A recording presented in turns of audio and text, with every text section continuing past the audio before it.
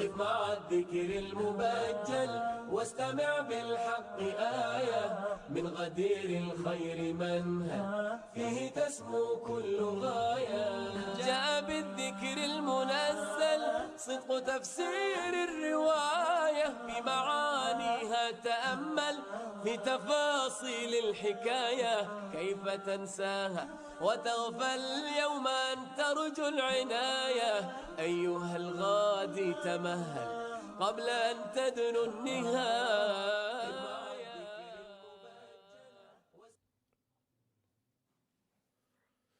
بسم الله الرحمن الرحيم. الحمد لله والصلاة والسلام على رسول الله.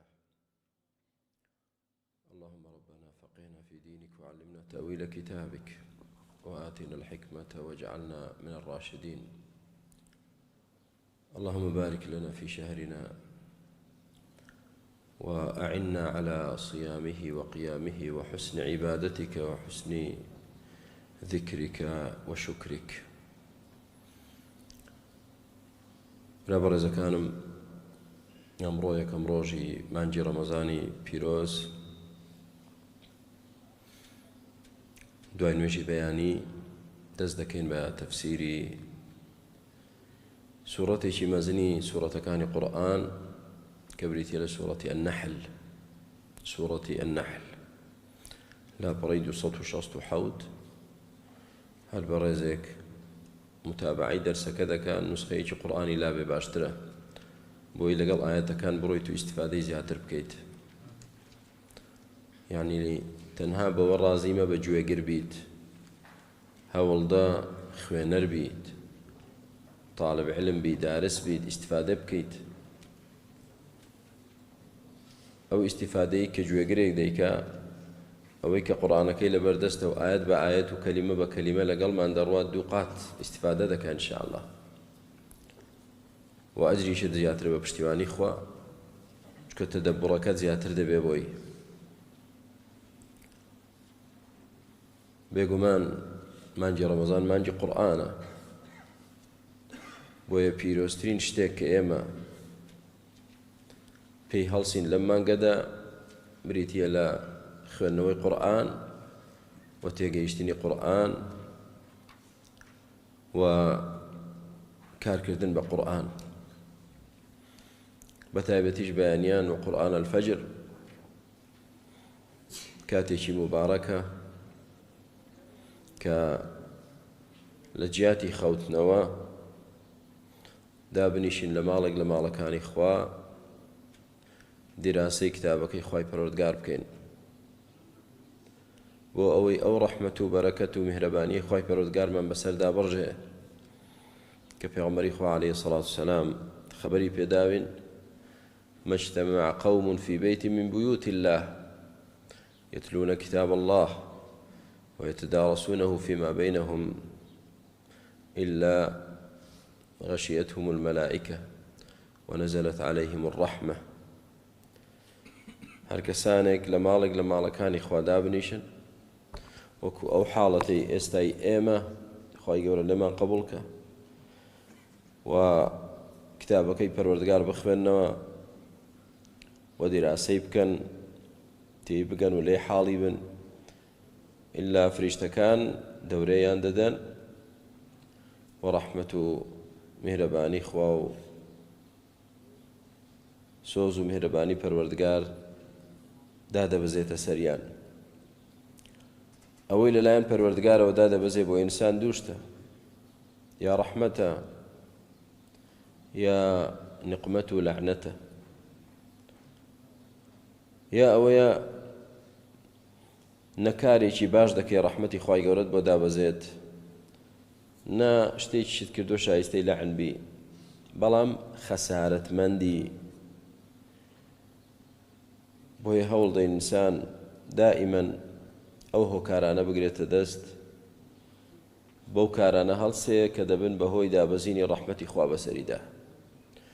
چکە ڕەحمەتی پەروەردگار کە دابەزی بەسەرتدا ئەو کاتە خۆشحاڵ و بەختەوەر دەبی، سەرفراز و سەرکەوتوو دەبی لە دنیا و لە دوا ڕۆژ. سوورەتەکەمان سوورەتی نەحلە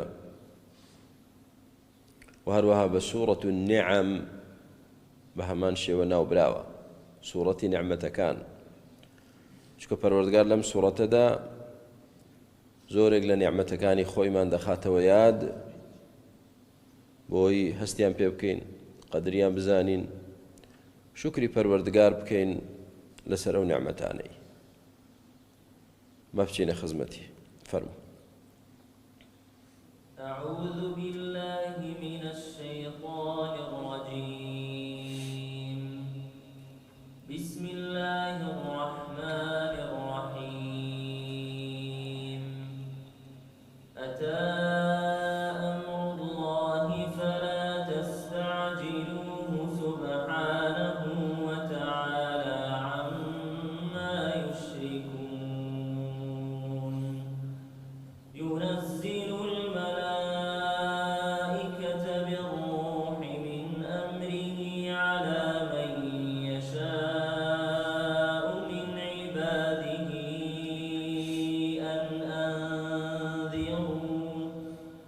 أن أنذروا أنه لا إله إلا أنا فاتقون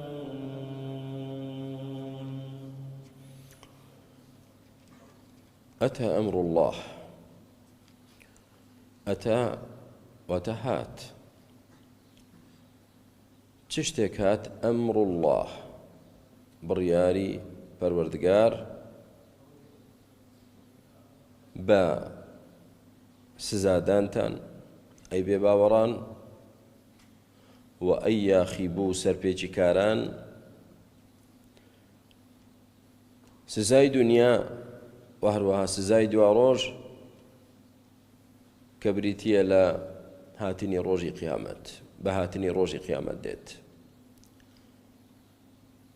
فلا تستعجلوه هاتووە پەلەی لێ مەکەن کەواتە مادام وا بەزوویی هاتووە دەی پەلەی لێ مەکەن لە هاتنی لەم ڕستەیەدا ئەومان بۆ دەردەکەوێت موشریکەکان چونکە هاتنی سزای پەروەردگاریان بە درۆ دادەنا و بە دووریان دادەنا و گاڵتەیان پێدەکرد ئێستا پەروەردگارمان جەلە جەلالوه بە شێوازێک دەفەرمێ ئەو سزایە حەقیقیە و 100% دێ لە جیاتی صیغەی مضارع و مستقبل و داهاتوو بەکاربێنێ ماضی بەکارهێنا نەی فەرمووی یەئتی ئەمر الله فەرمووی ئەتە ئەمر الله هات فەرق چییە لە جیاتی هات لەگەڵ دێت دێت یعنی لە داهاتوودا بەڵام هات یعنی ڕابردووە جا ئایا ڕۆژی قیامەت هاتووە ئەو ڕۆژەی کە تیایدا سزای گەورەی بێباوەڕان دەدرێت و عقوبەی گەورەی یاخیبۆکان دەدرێت هاتووە نەهاتووە ئەی بۆچی پەروەردگارمان فەرمووی هات هەر شتێک کە هاتنی 100% بێت یەقین هەبێ لە هاتنی لە ملیۆنە یەکیش گومانی نەهاتنی نەبێت گومانی دواکەوتنی نەبێت ئەوە صیغەی ماضی بۆ بەکاردێت کەواتە چ کاتێک ماضی بەکاردێت کاتێک بەکاردێت کە گومان لە هاتنی نەبێت و 100% بێت يعني هەر شتێک الأمر المتأكد وقوعه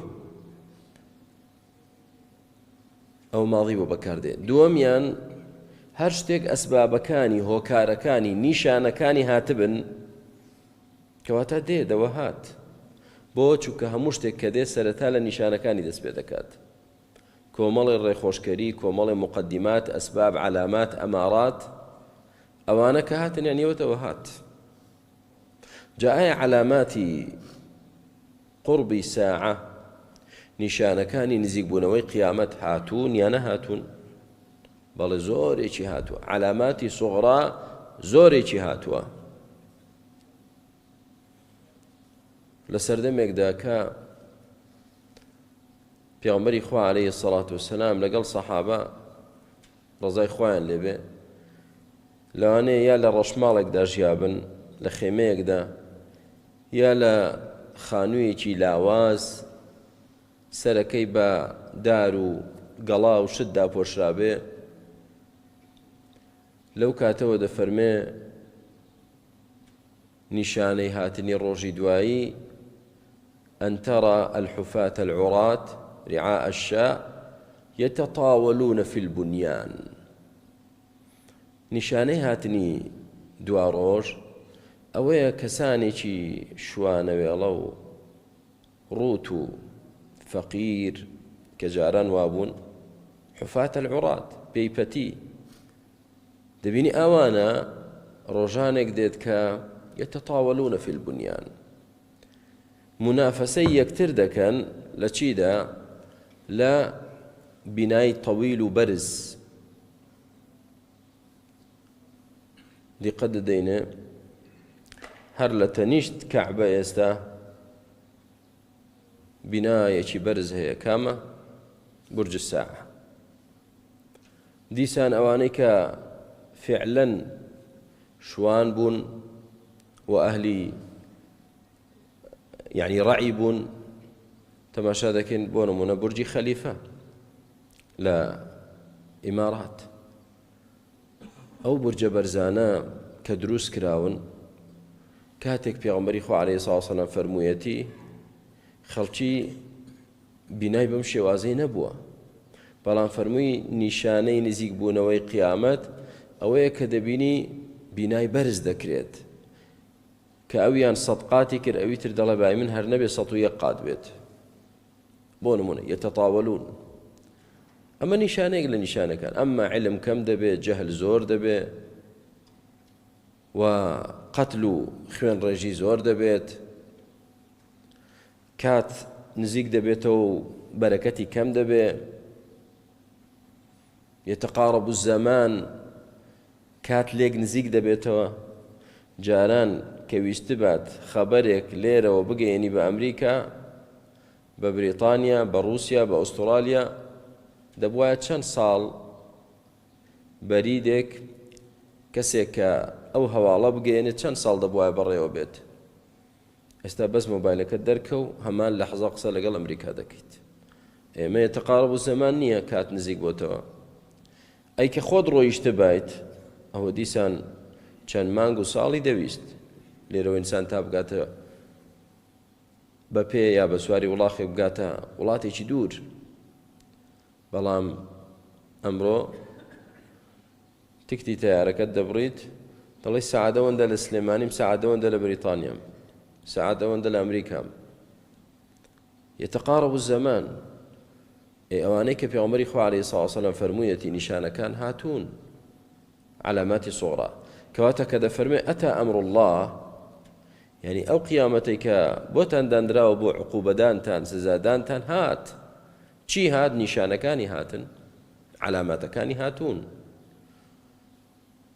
کەواتە لە وشەی ئەتا دوو تەفسیرمان باس کرد چێ پێم دەڵێت چێ سەحبی کرد و هەڵمی کرد و تێیگەیشت یەکەم ئافرین هەر شتێک کە هاتنی یعنی ئەکید بێ مەضمون بێ 100% گومان لە هاتنی نەبێت و مەترسی تەخیربوونی لەحظەیەکیشی نەبێت ئەوە سیغەی ماضی بۆ بەکاردێت بۆ داهاتوو دووهەمیان چی بوو هەر خۆت ها کاکە ئەتا ئەماراتها وأتى علاماتها علامات ساعة نشانەکانی هات يعني بۆ نمونە کەسێک دەڵێن دێت مەسئولێک بەرپرسێک ڕئیسی وڵاتێک دەبینینەوە کۆمەڵە سیارە هات لە سیارەکانی ئەو جارێ خۆی نەهاتووە خەڵک دەڵێ هات خۆچارێ نەگەیشت ئێوە تا ئەوانەی کە لەگەڵینی ئەوانە گەیشتن ئێمە علاماتی ساعە کە پێغەمبەری خوا عەلەیهی سڵاو وسەلام باسی کردووە نیشانەکانەوە هاتوون کەواتە بۆیە فەرمووی ئەتا ئەمر الله دوایەوە فەرمووی فەلا تەستەعجیلوه پەلەی لێ مەکەن پەلەکردن لعذاب خوا دليل لسر دوشت يكميان جهلي أو كسانيك بليل يذكن جهليان بعظمته قوري خوا نازن كخواي پروردگار مزنه كبشتيكي ود ديت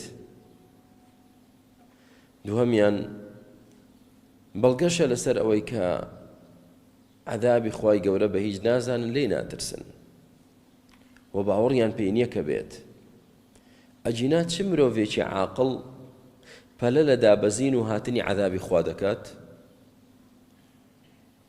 ئینسانی ئیماندار ترسی هەیە لە هاتنی قیامەت لێی دەترسێ بۆی خۆی بۆ ئامادە دەکات خۆپارێزی دەکات لە هەر شتێک تووشی عەذابی پەروەردگاری بکە کەچی مشریکەکان ئەوەندە جاهل و نەفامن پەلەیان لێ دەکرد سبحانه وتعالى عما يشركون سبحانه وتعالى دوو وەصفن بۆ خوای پەروەردگار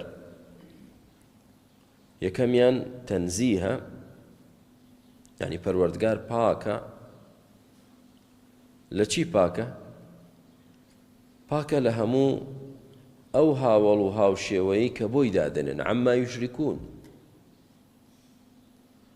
چونکە دائما ئینسان کە هات تەشبیهی پەروەردگاری کرد بە مەخلووقێک کەواتە پەروەردگاری بە پاک ڕانەگرت بە پاچی دانەنە ئێستا کە هەر مرۆڤێک بێ هەڕەشەیەکی گەورە لە خۆی گەورەتر لە خەڵک خەڵک گاڵتەی پێ دەکات گاڵتەی پێ دەکات کوردەواری دەفەرمێ دەڵێن چی بەردی گەورە نیشانەی پێدا نەدانە ئەگەر بێت و مرۆڤێک هەڕەشەیەکی گەورە لە خەڵک کات بۆ نمونە ڕوو دەکاتە ئەهلی وڵاتێک هەمووتان لەناو دەبەم وا دەکەم خەڵک پێ دەکەنێ گاڵتەی لێ دێ ئەرێوە چی بوو کاکە بۆ دەست پێ نەکرد بۆ دەست پێ نەکرد ئەها دەجالێک دەیوت من دەتوانم وا بکەم و وا بکەم بەرامبەر داعش ئەی بۆ نەتکرد خەڵک گاڵتەی لێ داهات گاڵتەی لێ داهات بەڵام پەروەردگار خەڵکانێک نییە کە هەڕەشە بکەن و توانای جێبەجێکردنی نەبێت سبحانه وتعالى عما يشركون ئەوان دێن تەشبیهی مەخلوق بە خالق دەکەن یا تەشبیهی خالق بە مەخلوق دەکەن بۆیە وما قدر الله حق قدره دائما خوای پەروەردگار قەدری وەکو خۆی دانانن و نایزانن چۆن دەڕوانە مرۆڤێک کە بێدەسەڵات ئەوەش دەڕوانە خوای گەورە پەروەردگاریش لەوە پاکە بەو شێوازە نییە وتعالى تعالى يعني بەرز بۆتەوە زۆر لەوە بەرزترە کە مەخلووقێک بکرێ بە شەریکی مەخلووقێک دروستکراوێک بکرێ بە شەریکی خوای پەروەردگار زۆر لەوە بەرزترە زۆر جا ئەو مەخلووقە هەر یەکێک بێ هەر شتێک بێ کائینەن من کان و کائینەن ما کان هەر شتێک بکەیتە شەریکی خوا بیبیتە ئاستی پەروەردگار لە هەر صیفەتێک لە صیفاتەکانی ئەوە خوا لەوە بەرزترە زۆر لەوە بەرزترە بۆیە کاتێک دەوترێ یا الله یا رسول الله دەڵێن تعالى عما يشركون خوا زۆر لەوە بەرزترە پێغەمبەر بهێنیتە ئاستی پەروەردگار جل جلاله کەوتت یا الله بڵێ یا رسول الله تعالى خوا لەوە بەرزترە پێغەمبەرمان عەلەیهی سڵاو وسەلام تاجی سەرمانە پێشەوامانە ئیماممانە قودوەمانە عەلەیهی سڵاو وسەلام بەڵام مەخلووقە مرۆڤێکە مرد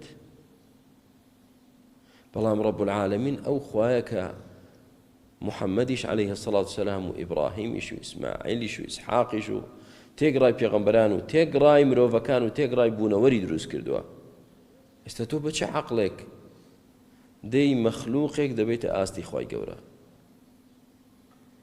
پەنا بەخوا و پێغەمبەر استەغفر الله تعالى عما يشركون تۆ پێغەمبەر بۆ دەکەیتە شەریکی خوا چۆن دەبێتە ئاستی خوای پەروەردگار چۆن لەگەڵ خوای گەورە داوا لە هیچیش تر دەکەی پشت بە هیچیش تر دەبەستی اعتقادت بە شتێکی تر دەبێت تعالى عما يشركون کەواتە یەکەم ئاەتی ئەم سوورەتە پێمان دەفەرمێ کە ڕۆژی قیامەت دێ و نیشانەکانی هاتوون کەواتە نزیک بۆتەوە و سزاش دەدرێن ئەی بێ باوەڕان ئەی ئەوانەی کە پەلە لە سزای خوا دەکەن و هەروەها نهایەتی ئاەتەکەش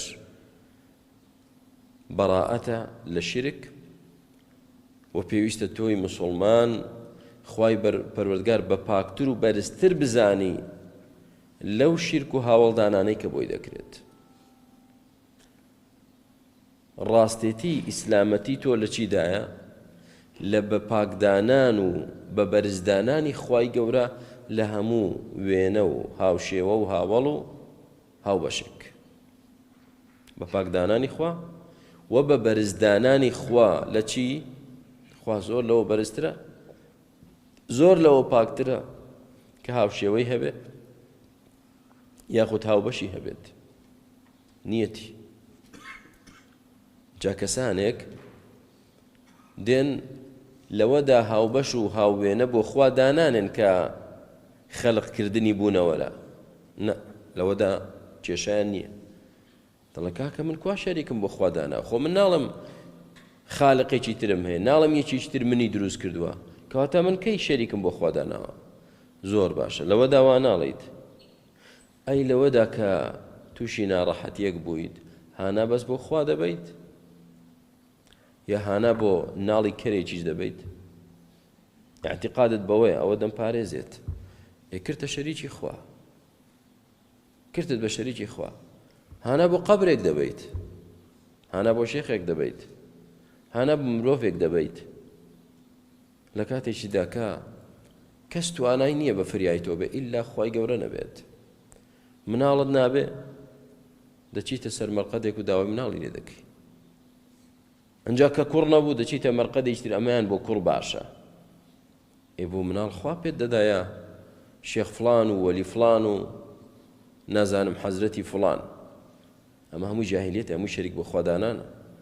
کاتە تۆ شەیتان فێڵی لێ کردووی، چونکە دەڵێی من ناڵم خالقێکی تر هەیە، وا دەزانی لە شرک ڕزگارت بووە.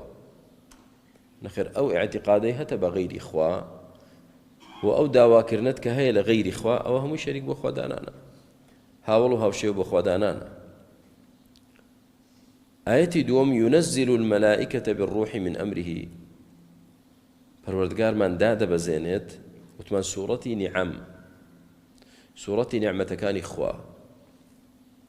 یەکەم نیعمەت کە خوای گەورە باسی دەکا بەسەرمانەوە بریتیە لە دابەزاندنی ئەمرەکەی خۆی، وەحیەکەی خۆی، قورئانەکەی خۆی.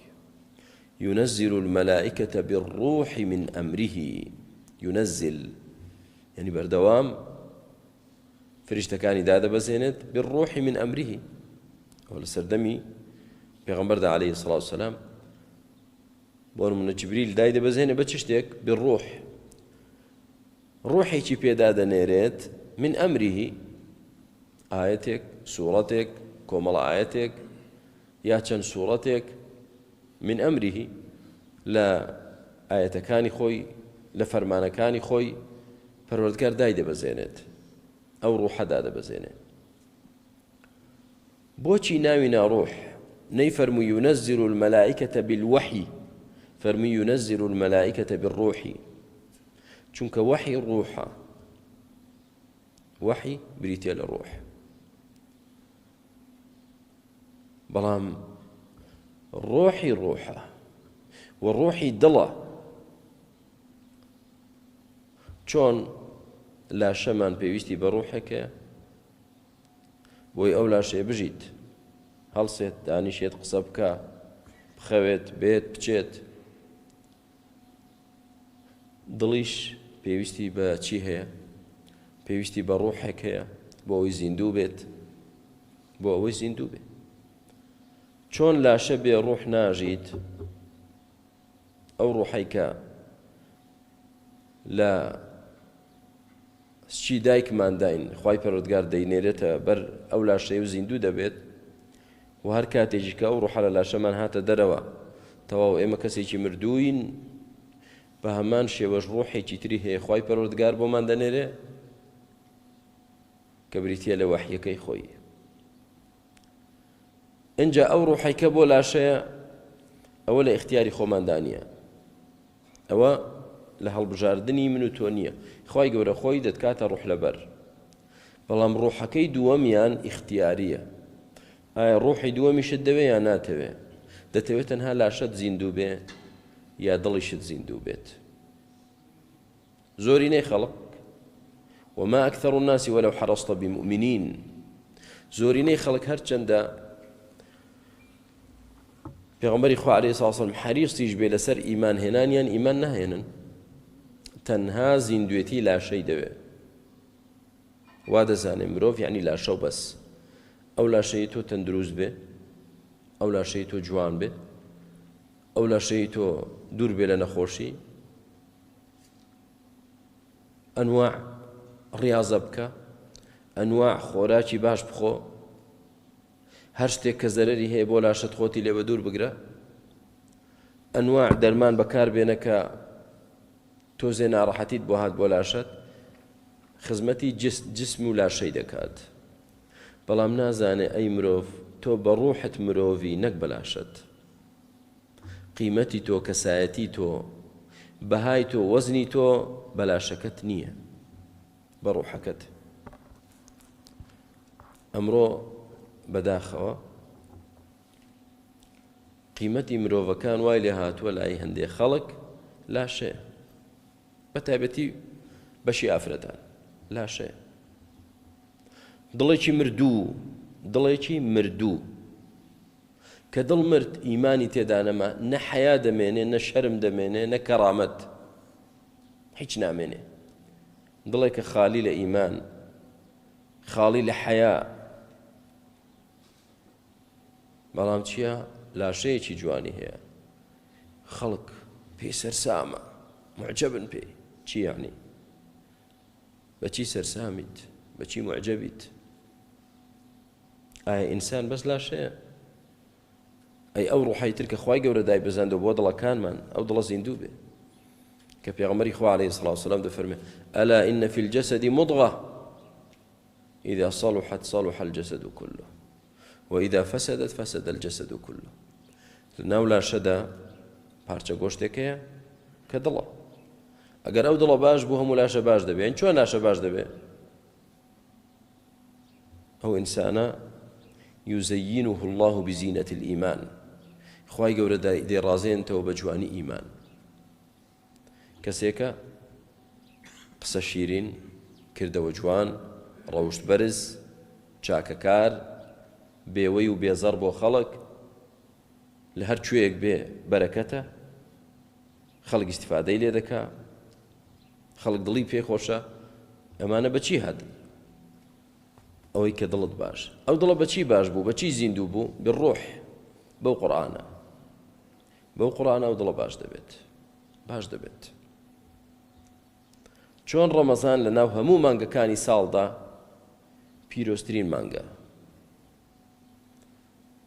و لە ناو ڕەمەزانیشدا شەوانی کۆتایی پیرۆستترین شەون، لە ناو هەمووشیاندا لەیلەتول القەدر پیرۆستترین شەو. بۆهۆی ئەم قورئانە، بەهۆی ئەم قورئانە. تۆی مرۆڤ کە دڵت بکەیتەوە بۆ ئەم قورئانە، پیرۆستترین کەس دەبی، بەڕێزترین کەس دەبی، چاکترین کەس دەبی، خۆشەویستترین کەس دەبی، بە قیمەتترین کەس دەبیت. دڵت بکەیتەوە بۆ ئەم قورئانە. لەلایەن خالقی ئەرز و ئاسمانەوە هات، بە ڕێگا و لەلایەن چیەوە ناردی خوای گەورە؟ لە ڕێگەی چیەوە؟ پیرۆستترین و بەڕێزترینی فریشتەکان کە جبریلە، بۆ سەر چێ؟ بۆ سەر بەڕێزترینی مرۆڤەکان کە موحەممەد عەلەیهی سڵاو وسەلام، و لە بەڕێزترین شوێنیش کە مەککەیە سەرەتاکەی، و لە بەڕێزترین مانگ و بەڕێزترین شەویشدا. کەواتە ئەی مرۆڤ بزانە کە تۆ کاتێک فعلەن زیندویت کە ئەم ڕوحەشت لەبەر بێت. زیندوێتی تەواو ئەوەی هەردوو ڕوحەکەت هەبێ، ڕوحی لاشەت و ڕوحی دڵت. ئەگەر ڕوحی دڵت نەبوو کە قورئانە، حیاتەکەی تۆ کامل نیە، نوقسانە. عەلى من یەشاء من عیبادێ، اینجا پەروەردگار بۆ سەر چێ دایدەبەزێنێ ئەم قورئانە کە دایدەبەزێنێت بۆ سەر هەر یەکێک کە یەشا کە خۆی دەیەوێت لە عەبدەکانی خۆی.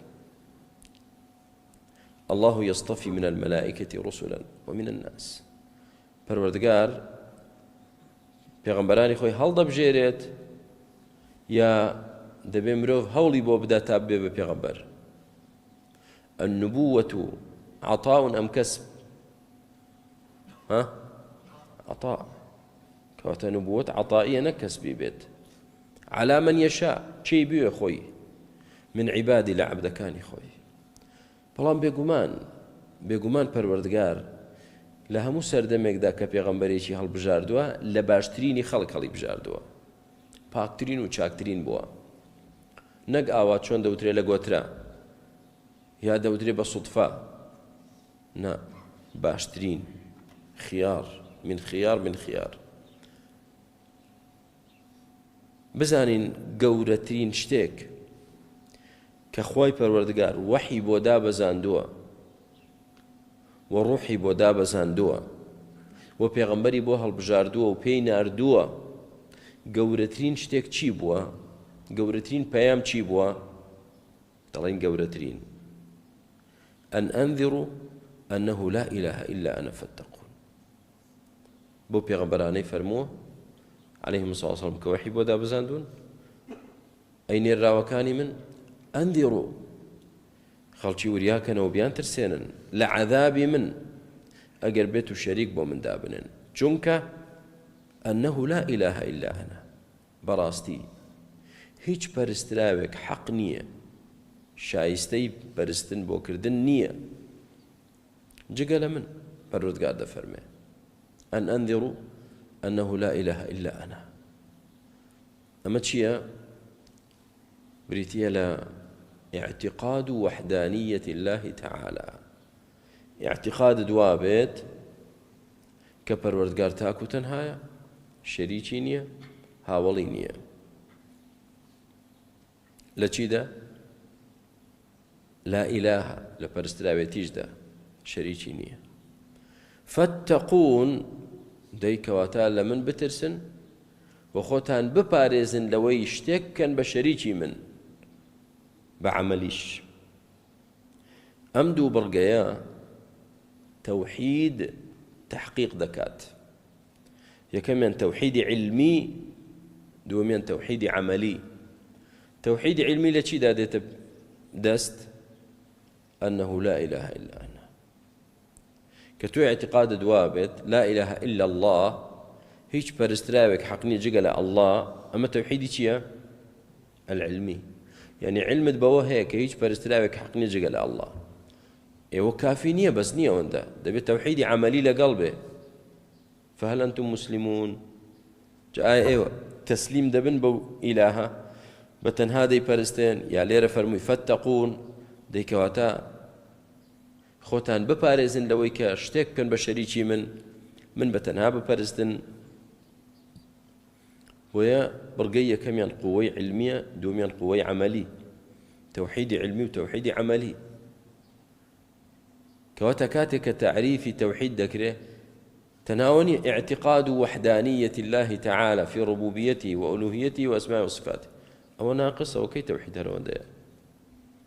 توحيد بس اعتقاد نية، اعتقاد مو بخواي قولتاك وتنهى على پروردگارتي لپرستراوتي لا ناو صفاتك كاني اعتقاد مو به. توحيد بس اعتقاده لا، توحيد إفراد الله بالعبادة، إفراده أو عمله. دواي اعتقاد عمل ديت بويدي قد يكميان توحيدي علمي دوميان توحيدي عملي. أن أنذروا أنه لا إله إلا أنا فاتقون. كوات أخوتان ببارزن لوي هاولن بو دابنن كسي تريج بإله دابنن بيبارزن خوتان لو ببارزن بو خوتان دا بارزن لسزاي من ولا عقوبي من. برسيارك وتم گەورەترین شتێک کە وەحی بۆ دابەزی بێ و پێغەمبەرانی پێنێردرابێت چی بوو؟ تەوحید بە هەردوو جۆرەکەیەوە علمی و عەمەلی. بۆ گەورەترین شت ئەی بۆ ئەمە مەگەر هەموو شتێک نییە ئەمە؟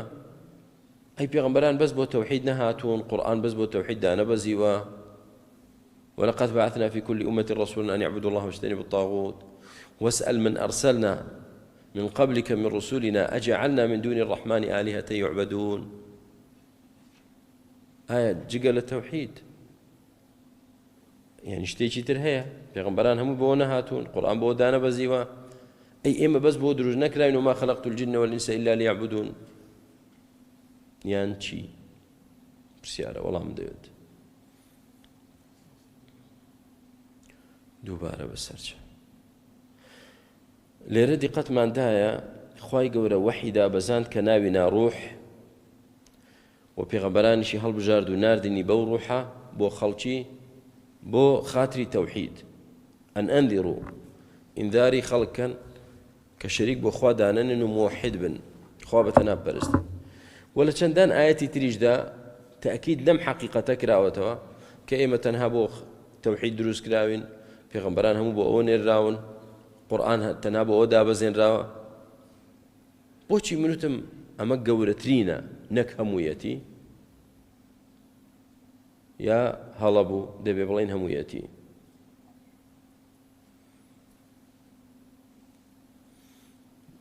ئاگاک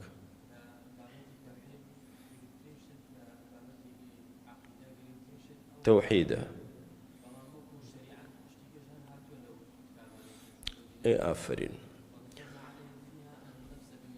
اي آفرين بحش دلين قرآن تنهابو عقيدة نهاتو عقيدة أهم ترينشتا أول ترينشتا إسلام إصلاح عقيدة إصلاح عبادة إصلاح سياسية إصلاح اقتصادية إصلاح اجتماعية إصلاح أخلاقية همو أمبوارانا لوحيدة يعني آية قرآن بس بوهاتو بيما مبلغ خوابة نابرس مشاريشي بدا منن پیغمبران بس بوهاتون پیغمبر لوط عليه الصلاة والسلام بوچي هات إصلاحي أخلاقي أنه إصلاحي أخلاقي شعيب عليه السلام أوفوا الكيل والميزان مكيال والميزان ولا تبخسوا الناس أشياءهم إصلاحي تشيما اقتصادي أن اقتصادي موسى عليه الصلاة والسلام أن أرسل معي بني إسرائيل ولا تعذبهم إصلاحي سياسي أن وهروها ليقوم الناس بالقسط قرآن من دابزان دبوي خلق عدل بيدات برور به إصلاحي اجتماعي شو سياسي شيئا كواتا برا كانم إسلام بس أو النية أقرب بلين بس أويا كواتا ما تقريبا قصي علمانيا كان ديتا جيه كاكا إسلامتي يعني خوا برستي علاقي بيني خوت وخوا خواي قورة بپرسته وتواو أما جانبي اجتماع قصيت إذا أمك جانبي سياسي قصيت إذا أمك جانبي اقتصاد قصيت إذا أمك الربادة بين بيت توبود يقصب كي بلاي إسلام وادله الشريعة وادله جانبي أخلاقي قصيت إذا أمك مال نير لنير مارنا كريم مي لقل منابه هاورا قز بازي بكانا أو بود يقصيت إذا بكي تو خوا بازدي بك برو مزقود نانوانية إسلام بو إصلاحاته إصلاح عقيدة إصلاح بواري سياسي خلق عدل به ظلمنا به كزنا تشوسين ريتوا إصلاح اقتصادي خلقنا ترازو كان تنبع عدل به ظلم مكان في الله يكتر مكان إصلاح أخلاقي أو تا منير بازي حرامة هاورا قز بازي حرامة تشي تأخير إصلاح اجتماعي إصلاح ذاتي بين علاقة بين جنو مير چون بيت علاقة بين مسلمانك وخلق يجيتر چون بيت قالطة بيكتر مكان يكتر بكم مزانا غيبتي يكتر مكان كواتا تيبقين لما كم آياتان دبين حصري تداية تنهاب والتوحيد ومزان إسلام بس توحيده وتمانا وقورة ترينيتي أعظم ترينيتي أجنا إسلام ديني كامل وشاملة ديني كامل وشاملة لو گەنجەی مسلمان بوو تقريبا دروجة كوانيا ليرة لمزقوتي بهاشت جا پێش ئیعلانی ئیسلامەکەی دانیشتم لەگەڵیتم چی وا لە تۆ دەکات وتم جارە دینەکەی خۆتم پێ بڵێ چییە وتی دینەکەی مە سێ شتە مامۆستا سێ کەلیمە و بەس نەعەمەل و نە هیچ وتمە ئیسلام چۆنی تێگەیشتی تیجا ئیسلام هیچی نێشتووە هەموو ژیانی ئێمەی ڕێک خستووە هەموو ژیانی ئێمە ڕێک خستووە لە هەموو بوارێک حتا جل لە بەرکردنیشمان ئیسلام پێمان دەفەرمێت چۆن بێت نان خواردن پێت دەڵێت چۆن بێت خەوتن چۆن بێت کڕینت فرۆشتنت هەڵسانت دانیشتنت قسەکردنت ڕەفاقەتیکردنت هەموو شتێک پێت دەڵێ دەبێت چۆن بێت ئەوە دینە بەڕاستی دینێکی کاملە تێ بگەین بەڵێ دینێکی کاملە بەڵێ کاکە خلق السماوات والأرض بالحق تعالى عما يشركون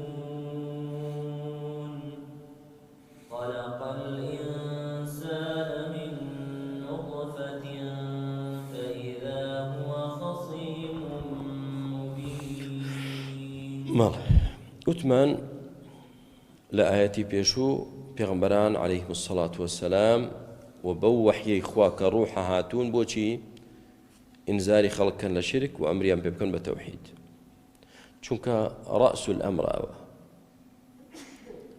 ئینسان کە عەقیدەی تەوحیدی نەبوو ئەوەی تر هیچ نییە هیچ نییە ستا بۆ نمونە دەچیتە ئەوروپا هەندێک صفاتی جوان دەبینیت بەڵام لەگەڵ ئەوەشدا وڵاتێکی بێڕوحە بۆ ئەسڵی و بنچینە و بنەما و بناغەکەی تێدا نییە کە چێت تەوحیدە عەقیدەی لا ئیلاهە ئیلا ئەڵڵای تێدا نییە ئەجینە مەثەلەن مەوعیدێک کە ئیلتیزامی پێوە دەکە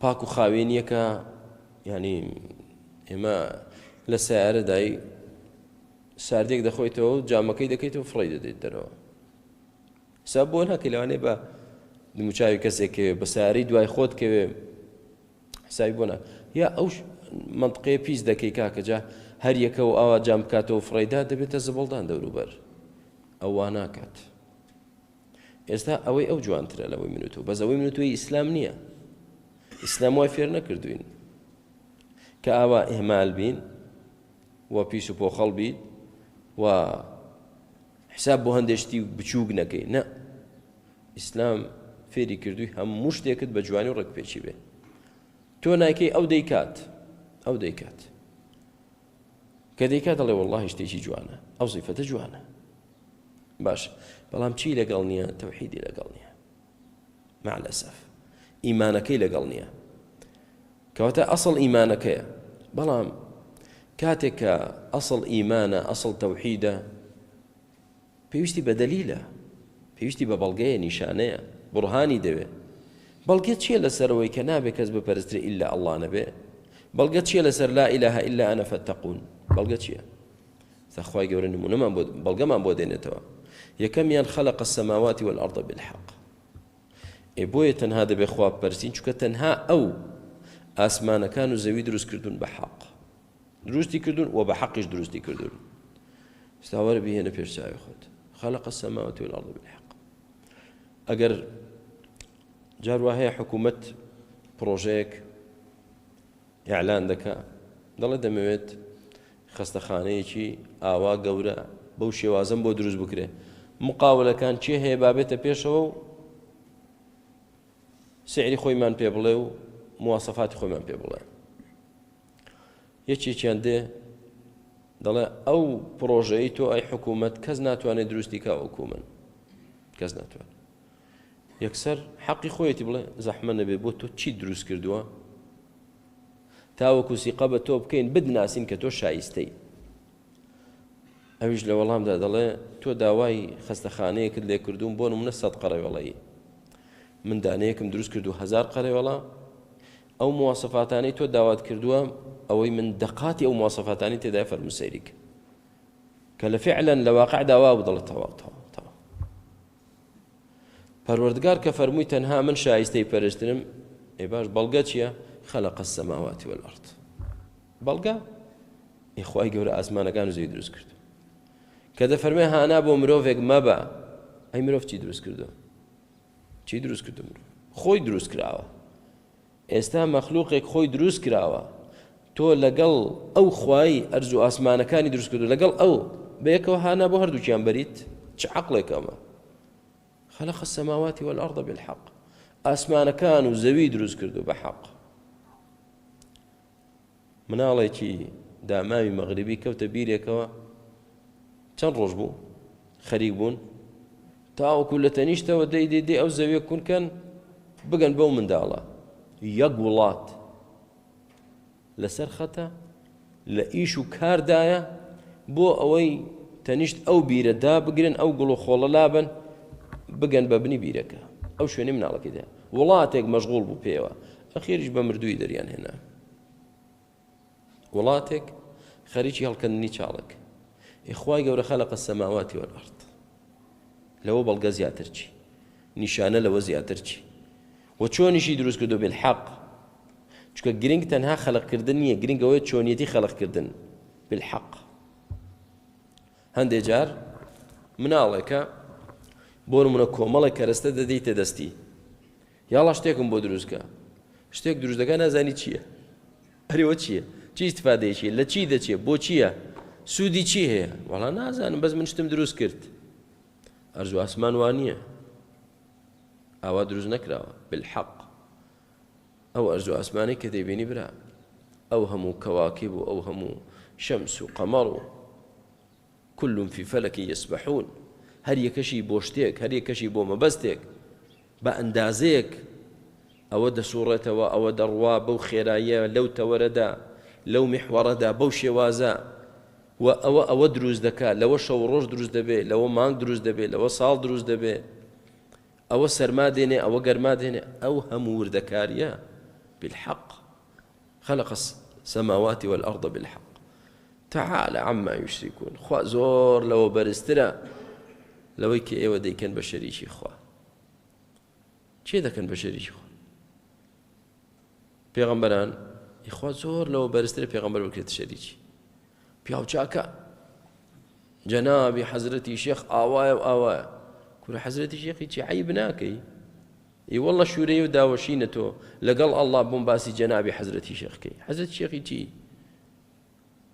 مرۆڤێکی بێدەسەڵات ئێستا خوای گەورە بۆمان باز دەکا کە مرۆڤ چییە ئێستا لەگەڵ ئەڵڵا هانای بۆ دەبەی هاواری دەکەی تێ بالحق تعالى عما يشركون خوا زۆر زۆر زۆر لەوە بەرزترە زۆر لەوەی کە شەریکی بۆ دادەنێن فعلا بەرزترە و دلیلیشە لەسەر صفەتی علو بۆ خوای گەورە ئەمە بەڵگەی یەکەم بەڵگەی چی خلقی سەماوات و ئەرض بەڵگەی دووەم لەسەر وحدانیەت خلق الإنسان من نطفة ئینسانیشی دروست کردو لە دڵۆپە ئاوێک الإنسان نطفة إنسان و نطفة بينەوە پێشچاوی خۆ دەستە ئینسانە و ئینسانەیە لە چی لە نوتفەیەک دروستی کردو سبحان الله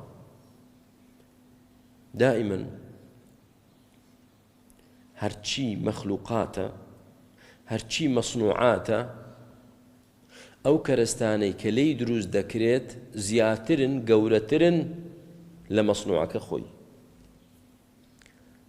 وەرە معمەلێکی دروستکردنی سیارە بێنە معمەلێک بۆ دروستکردنی سیارە جارێ مەساحەی معمەلەکە وەژمارەی ئەو کەرەستانەی کە بەکاردێن وەژمارەی ئەو کارمەندانەی کە ئیشی تێدا دەکەن زۆر زۆر زۆر سەدان قات لە سیارەکە گەورەترە شەریکەی BM سیرکە لە گۆگڵ لە یوتیوب لەیدا شەریکەی دروستکردنی BM شەریکێکی زەخم زەبەلاح گەورە ئەو هەموو ئامێری ئیشی تێدەکە ئەو هەموو ئاسن و ئەدەواتەی کە تیایدایە ئەو هەموو مۆزەفەی کە ئیش تێدا دەکات لە نەتیجە سیارەیەکمان بۆ دروست دەکات کە قەبارە و حەجمەکەی دیارە چەندە بینایەک کە بینایەک دروست دەکەیت ئەوەندەی کەرەستەی دەیهێنیت زیاترە لەو بینایی کە دروست بووە بۆ ئەوە گەچێکی زۆرمان هێنا بەشێکیمان بەکارهێنا بەشێکی فڕێ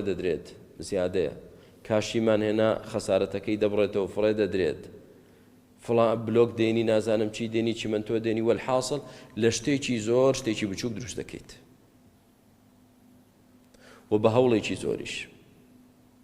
بەڵام ئینسان نوطفە، خەلق الئینسانە من نوطفە، ئینسانێکی گەورە زەبەلاح لە شتێکی بچووک و لە مەساحەیەکی بچووک.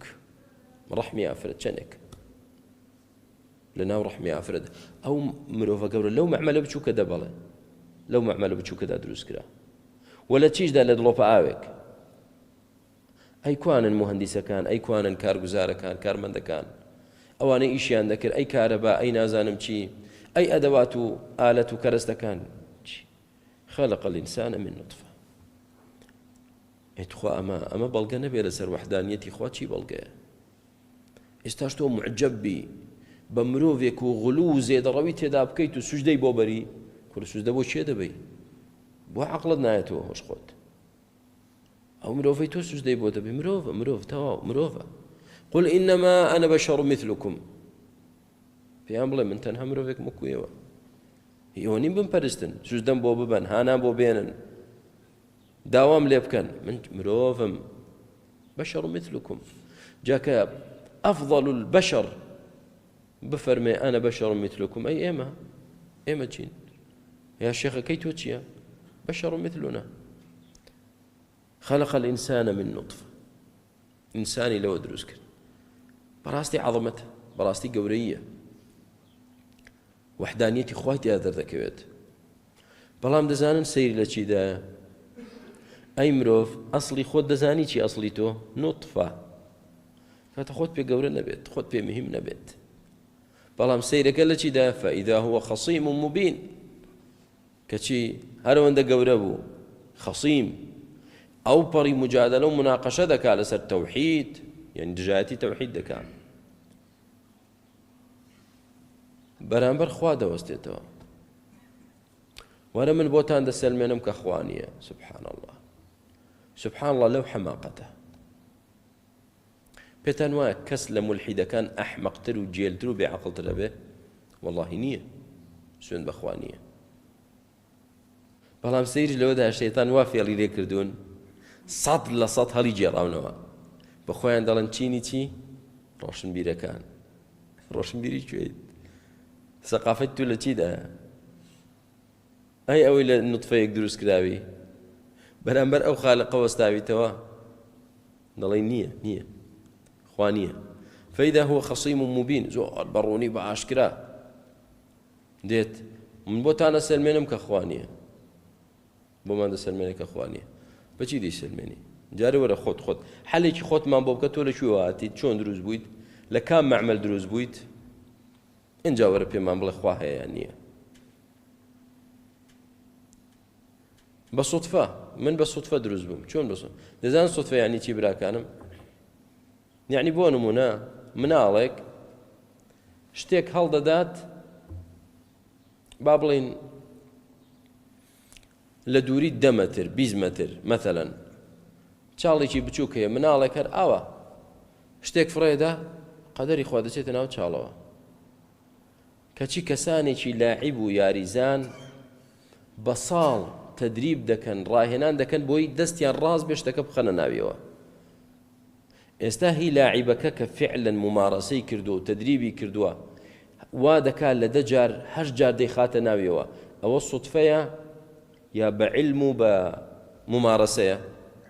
بە عیلمە. ئەی مناڵەکە چی بوو؟ ئەوە دەوترێت سوتفە، کە طبعاً هەر قەدەرە. بۆچی دەوترێت سوتفە ڕێکەوت؟ یعنی وەنەبێ لە زیرەکیەوە بێ، ڕەمیەن من غەیری ڕام. مناڵێکە بۆ نمونە دەمانچەیەک دراوەتە دەستی، ئاوای کرد، ڕێک لە هەدەفەکەیدا، قەدەری خوا بوو. پێی بڵێ وەرە زەحمە نەبێ لێ بدەوە، لەوانەیە 50 مەتر دوور بێن لەمە دووە، شتیوە دووبارە نابێتەوە. کاکە مرۆڤ بە سوتفە دروست بوو. سوتفە دووبارە و دەبارە و هەزار بارە و ملیار بارە دەبێتەوە. چۆن شتی وا دەبێ؟ ئەو مرۆڤە هەموو جار دروست دەبێت لە ناو ڕەحمی دایکدا بەو ڕێک و پێچیە، بەو مەزبوطیە، هەموو جار سوتفەیە. ئەمەیان چۆن؟ ئەوەش سوتفەیە، ئەوەش سوتفەیە. ئەمە حاشا بێعەقڵیە. سوتفەی چی؟ یا خۆی لە خۆیەوە دروست بوو؟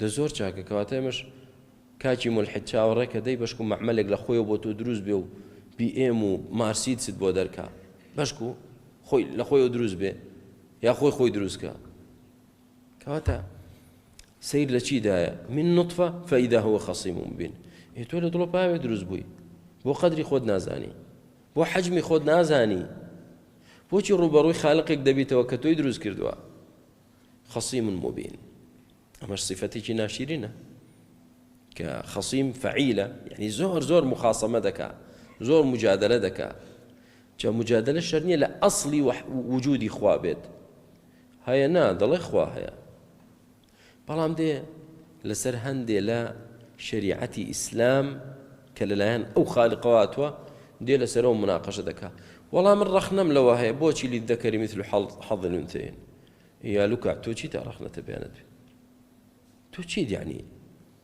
بڵێ من تێی ناگەم بڵێ من عەقڵم بچووکە جارێ ئیستیعابی ناکا ئەوە بڵێ ئەوە نەک من ڕەخنەم هەیە زۆر گەورە فەئیذا هو خصيم مبين ڕەخنە چی تێدامەوە ڕەخنە لە چێ دەزانی وەکو چی وایە بۆ نمونە جوانترین چاکترین باشترین کەوە 100% نمونەکەوان نییە بەڵام بۆی تێی بگەین جوانترین سیارەیان هێناوە بۆ کەسێکی نەخوێندەواری نەفامی حاشا کەم عەقڵ دەڵێن ڕێی چییە وەڵام من ڕێی ڕەخنەم هەیە ئەوە چییە ئەو شتە درێژە لێرە لە تەنیشت سایەقا مت چییە نازانی جێڕیشە ڕەخنەم هەیە ڕەخنە لە چیە تو تێی ناگەی نازانی چیشە نازانی ئەوە چییە ڕەخنەی هەیە ئێستا ئەو مرۆڤەش وایە وەڵام من ڕەخنەم لەو بڕگەیە هەیە بۆچی دەبێت للذەکەری مثل حظ الأنثيين بێ بۆچی دەبێت مثنى وثلاث ورباع بێت بۆچی دەبێت دەڵێن تۆ نەفامی هیچ تێ ناگەی جاری هیچ نازانی زۆرت ماوە تا تێبگەی نەک خەلەل لە دینەکەی خوادا هەبێ بۆی ئەم صفەتێکی ناشرینە مسلمان خۆی لە بەدوور بگرێ من الله الرسالة وعلى الرسول البلاغ وعلينا تسليم بدين إخوة بهموي والحمد لله وصلى الله وسلم على رسول الله بارك الله فيكم